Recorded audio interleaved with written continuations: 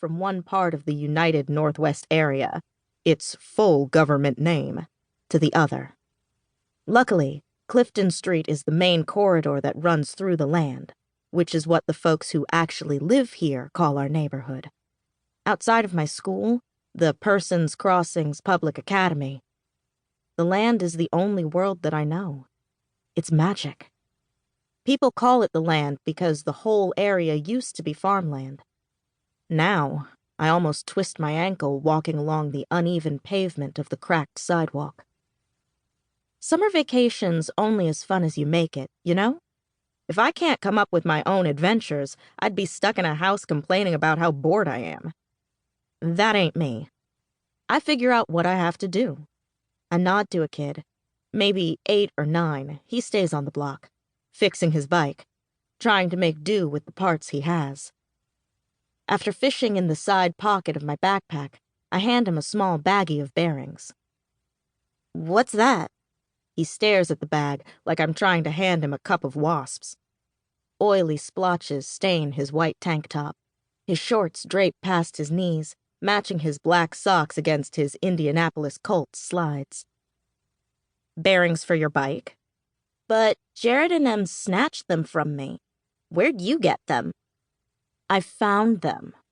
Snatched from the bushes they guard like a bank vault where they tend to hide stuff is probably more than he needs to know. "What do you care?" "Ooh," he says, like I've just been called to the principal's office. "Jared's gonna be mad." He makes mad sound like it has 3 syllables.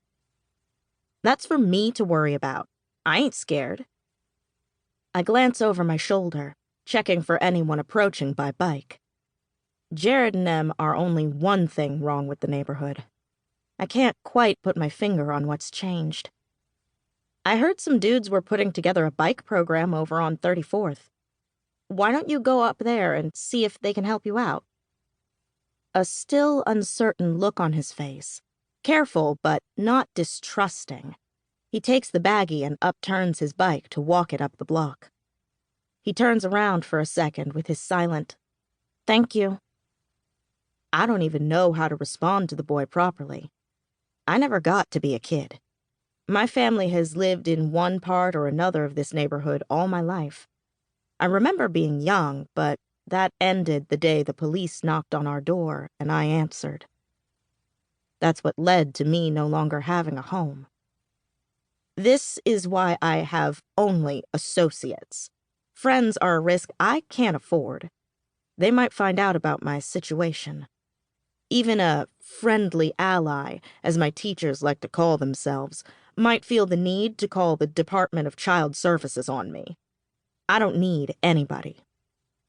I swear I hear the sound of a bike skipping off the sidewalk around the corner, and, fearing that Jared might be closer than I want, I run to the meeting.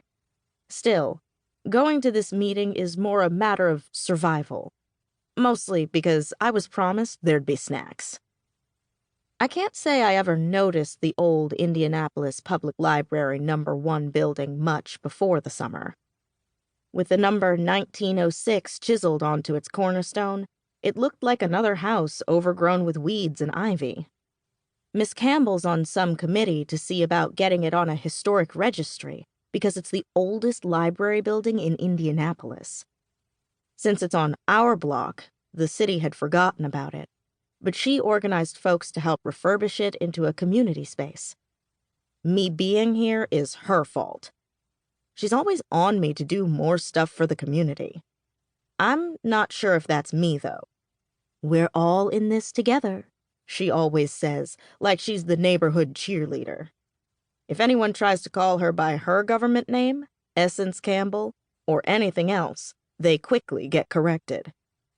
I'd call her my friend, but like I said, I can't afford those. Friends share their lives, their secrets. But she's low-key all right. I let her convince me to come to this meeting, but I'm really beginning to question her judgment. For one thing, someone's got some poor planning skills. 2 o'clock weekday meetings don't make sense. Naturally, the crowd outside the library is mostly a blue hair convention.